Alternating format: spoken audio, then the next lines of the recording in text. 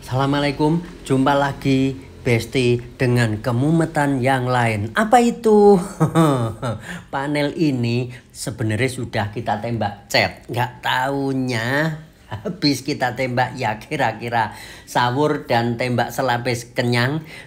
Ini panel terlihat ada yang kurang lempeng. Ya mau ndak mau terpaksa kita ngamplas lagi. Terus kita dempul lagi. Kenapa didempul lagi? Ya karena memang dempulan yang sebelumnya masih kurang kenyang. Kalau sudah kejadian begini, langkah seperti apa yang efisien biar tetap bisa satset untuk segera bisa lanjut menuju chat. Monggo kita mumet bareng-bareng ngono ya Besti ya.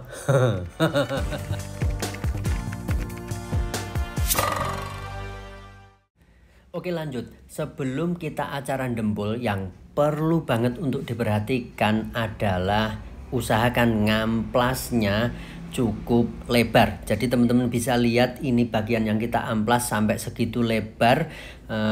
Tujuannya biar nanti dempul yang akan kita tempel ke permukaan panel dia tidak nempel di permukaan yang ada catnya. Kenapa? Kalau dempul sampai numpang di permukaan cat, biasanya nanti waktu kita epoksi akan muncul pulau. Kenapa sampai muncul pulau? Karena cat yang ada di bawah dempul yang belum tercover oleh saudara pernis, saudara clear coat, nah dia tidak tahan waktu kita timpa epoksi yang tentunya ada campuran thinner. Thinnernya ngeresep ke cat yang ada di bawah dempul, yang di bibir-bibiran kita dempul itu. Nah, jadi kalau pas ada kasus begini, yang paling menjengkelkan buat kami adalah ngamplasnya. Sebelum kita dempul, kita ngamplas mesti cukup lebar.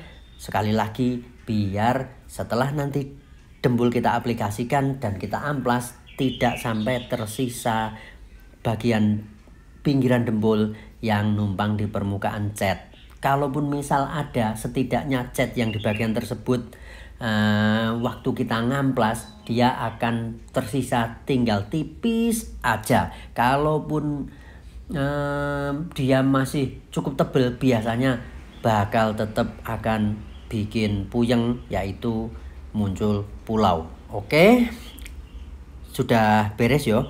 Bagaimana kita mempersiapkan panel yang ketika kondisi seperti ini. Berikutnya ya wis biasa, kita dempul ya wis langsung teplak. Sing penting bisa segera rata. Cuman untuk kali ini yang pengen kita obrolin tidak sekedar bagaimana aplikasi dempulnya, tapi lebih ke bagaimana memilih dempul yang tepat ketika teman-teman ada di posisi seperti ini. Yang pertama, yang menjadi alasan pemilihan dempul adalah kondisi panel yang setelah kita amplas tadi, yang di awal video teman-teman bisa lihat ada beberapa titik yang setelah diamplas platnya kelihatan. Jadi kita waktu nyiapkan panel, kita amplas entah pakai 320 dulu atau 240 dulu. Intinya yang cukup kasar ya, antara grade 240 sampai 320 paling halus kalau bisa. Nah, ternyata ada beberapa titik yang kita ngamplasnya kehabisan sampai terlihat platnya. Jadi epoksi atau mungkin sisa dempul tipis yang sebelumnya waktu kita amplas untuk persiapan bikin lempeng bagian yang terlihat kurang lempeng, kali ini terlihat ada platnya. Wes titik yo. Satu, kalau panel terlihat ada platnya, kita butuh dempul yang punya daya rekat atau kita butuh dempul yang dia memang substratnya boleh di atas plat. Nah, dempul yang punya performa seperti itu secara umum dibilang dempul BPO. Soal definisi BPO kita obrolin di next kesempatan. Kali ini kita lebih fokus ngobrol tentang pemilihan dempul. Nah, dempul yang BPO ini seperti apa sih? Nah, secara umum dempul BPO ini adalah dempul yang hardenernya merah. Wes, secara umum gitu. Mau dempulnya warna kecoklatan, mau dempulnya warna entah krem atau putih atau mungkin biru atau apa, intinya secara umum dia obatnya, hardenernya merah, rata-rata macam kayak begitu. Dan kalau di-compare dengan dempul yang lain, maksudnya tipe lain, teman-teman menjumpai ada dempul yang hardenernya atau obatnya warna kuning. Nah, jadi kalau yang warna merah ini sama dengan dempul tipe BPO. Kalau yang hardenernya kuning, dia tipe CHPO. Perihal pengertian yang CHPO seperti apa, karakternya seperti apa, lebih tepat untuk kita pakai di kondisi seperti apa, next kesempatan kita omongin dengan lebih detail yo.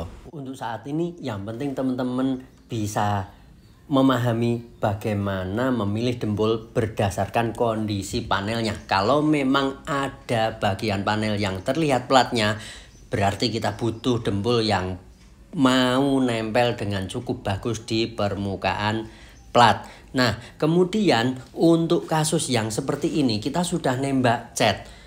Tentunya kalau ada acara ngedempul lagi, kita butuh dempul yang tidak berisiko ketika diajak kejar setoran. Dalam artian setelah kita aplikasi dempul, tidak harus nginep. Jadi tidak boleh nginep. Yang penting dia sudah cukup kering, entah ditunggu 30 menitan atau 40 menit, habis gitu diamplas dan kita tembak epoksi. Jadi jeda antara selesai kita aplikasi dempul sampai kita akhirnya nembak epoksi tidak akan lebih dari 2 jam gampangnya. Biar cat yang sudah ada di panel lain ketika kita timpa cat lagi masih mau lumer bersama dengan cat yang baru kita tembakkan. Istilahnya cat yang lama masih punya performa chemical bonding yang cukup baik. Mengenai chemical bonding seperti apa nanti kita obrolin lebih detail. Nah, karenanya dengan alasan itu kita pilih kali ini dempul produk dari DMS yang BPO. Kenapa kita pilih yang ini, dempul BPO dari produk DMS ini? Karena ini dempul punya teknologi yang berbeda dari kebanyakan dempul yang ada.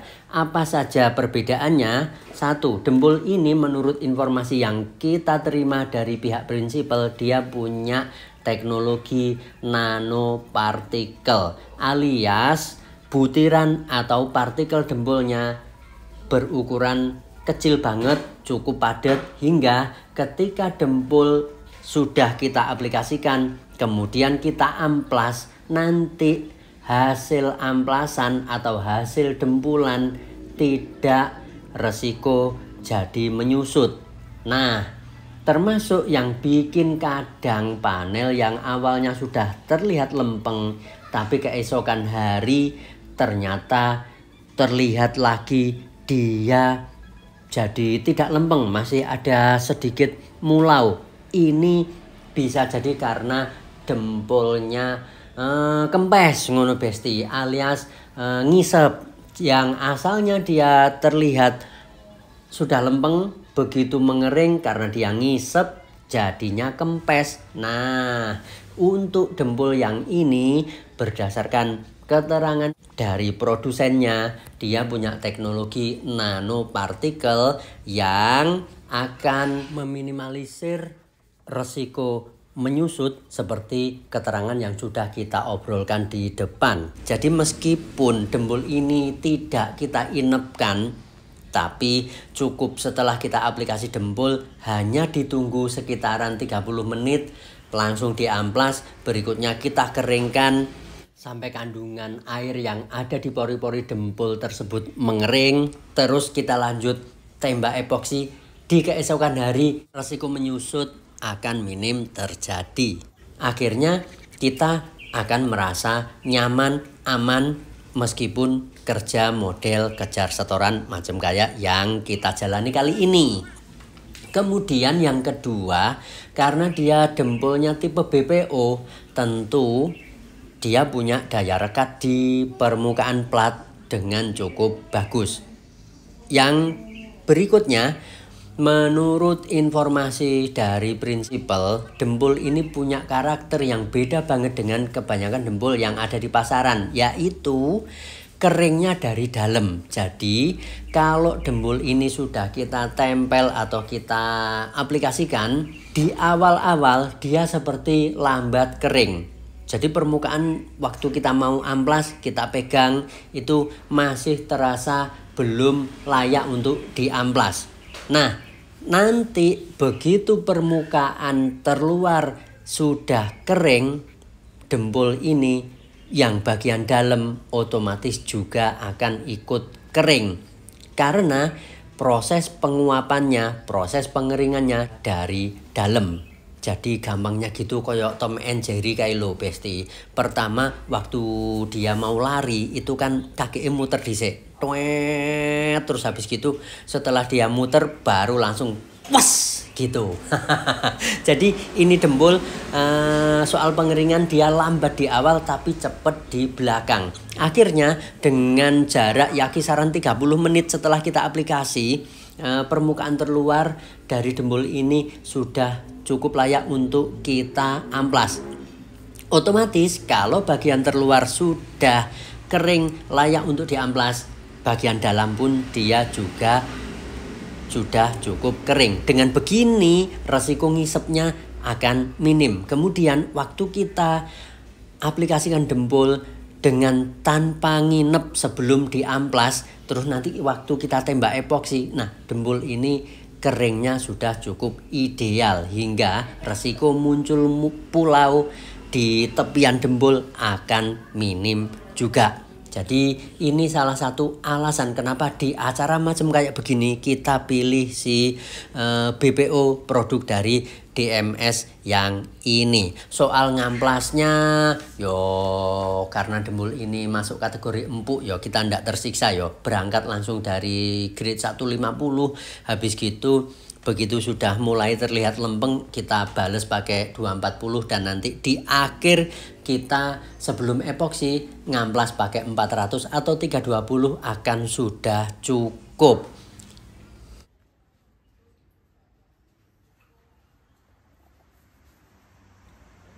Dan ini hasil dempul yang sudah kita amplas. Kita coba cek pakai air gini, sepertinya dia sudah cukup lempeng. Nah, waktunya kita untuk keringkan dan persiapan lanjut ditembak epoksi. Tentunya setelah kandungan air yang ada di pori-pori dempul diperkirakan sudah benar-benar kering, sehingga nanti hasil kerjaan tidak resiko muncul bintik-bintik di kemudian hari. Berikutnya ini kita sudah persiapan untuk tembak epoksi ya besti ya. Sebelum kita tembak epoksi kita kontrol lagi setelah panelnya kering ya, kita amplas-amplas bagian yang perlu pakai mode kering macam yang teman-teman lihat saat ini. Ini kita amplas pakai grade 320, amplasnya pakai apa iki yo? Produknya Finish One kalau tidak salah. Setelah itu panel kita bersihkan dengan dilap pakai degreaser.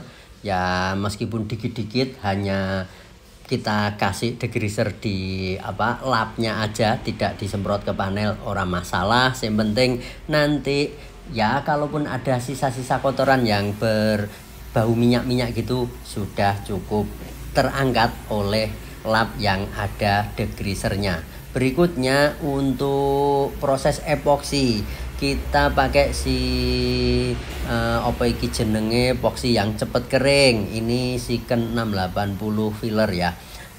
Karena ada beberapa bagian yang terpaksa dempulnya numpang di permukaan yang ada catnya, dan kemudian ada beberapa bagian yang catnya masih terlihat, ya terpaksa kita nembak epoksinya kering dulu di bagian-bagian yang diperkirakan resiko muncul pulau. Kalau kita tembak langsung basah nanti resiko apa iki jenenge muncul pulau akan tinggi. Kemudian racikan epoksinya kita tidak kasih thinner yang over. Jadi misal si epoksi ini kalau dikasih thinner sekitaran 60% dia sudah enak, ndak terlalu kental, ndak terlalu encer. Nah kali ini kita kasih thinnernya kira-kira ya 50% saja, biar tidak terlalu becek hasil tembakan yang kita lakukan, untuk meminimalisir untuk antisipasi biar resiko muncul pulau tidak terjadi. Ngono besti. Aku sampai rodok bingung, rodok mumet, terbawa suasana karena harus deg-degan. Sudah nembak cat, nggak taunya panele butuh di dempul lagi. Dan setelah ada jeda dari lapis pertama dan kedua yang mungkin kita tembak tipis-tipis, kita di lapis terakhir bisa tembak epoksinya dengan cukup basah. Seperti hasil kali ini yang teman-teman lihat, dia terlihat cukup basah, panelnya sudah cukup lempeng, tidak ada gelombang-gelombang. Alhamdulillah ya, meskipun kita ada jengkel dan mumet juga, tapi kalau akhirnya kerjaan kita dapat beres macam begini, yo ada obatnya, ngono lah besti. Dan setelah kita tunggu ngopi terus ngudut yo karo ngemplok-ngemplok gorengan, ini epoksi sudah siap untuk kita amplas. Ya jeda 20 sampai 30 menit di kondisi siang hari ya, meski dia ndak dijemur, kita nembak mode kayak tadi, tipis dan basah. Si epoksi yang ini dia sudah cukup layak untuk diamplas, sudah tidak opo jenenge lengket-lengket. Jadi waktu kita amplas mode basah ataupun kering dia sudah aman. Ngamplasnya pakai grit berapa? Langsung sikat 600. Ini epoksi empuk banget. Akhirnya pakai grit 600 pun dia sudah langsung kemakan. Bahkan sering kalau kita ndak kontrol, amplas 600 ini sudah bisa bikin dia botak hingga kelihatan platnya atau kelihatan cat yang lama atau dempulnya. Jadi mesti ada kontrol-kontrol juga biar ndak sampai kehabisan banget epoksinya. Perlu diperhatikan karena ini panel ada bagian yang macam ada guanya ya. Ada rongga yang nyelempit 3 bot tersembunyi, macam kayak yang ini teman-teman lihat ada celah antara kaca dengan pintu. Nah di celah tersebut tentunya tetap ada kasar-kasar mungkin debu kita nembak epoksi. Sebaiknya kalau ada panel yang macam begini, teman-teman perhatikan bagian tersebut dengan diamplas dulu sebelum kita aplikasikan cat. Jadi sekali jalan semua kerjaan sudah beres, panelnya sudah cukup siap hingga tidak perlu banyak mengulang-ngulang yang akhirnya bikin boros wedang sak gorengane sak udute. Ngono besti. Berikutnya setelah panel sudah kita amplas, epoksinya sudah cukup halus, tidak tersisa jerukan yang bisa bikin hasil tembakan cat kurang halus, ya berarti sudah siap untuk kita lanjut proses nembak cat beserta clear coat-nya.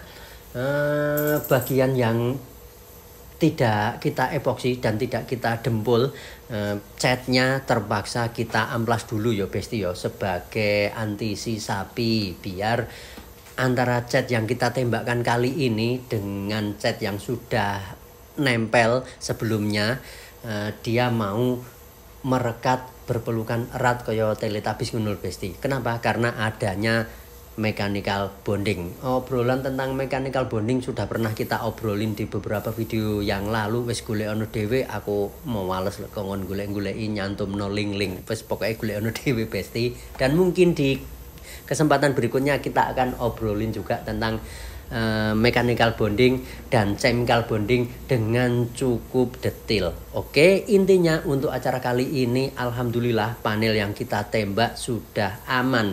Meskipun dempulnya mode kejar setoran, epoksinya juga mode kejar setoran, tidak terjadi muncul pulau waktu kita tembak cat. Dan setelah proses nembak cat beres, kita bisa lanjut tembak clear coat yang videonya sudah kita tayangin dua video sebelum ini seingat kami ya Besti. Wes golekno dhewe pokoke sing judule ada rawan debu, rawan kena hujan gimana nembaknya. Dan akhirnya hasilnya macam kayak begini yo Besti.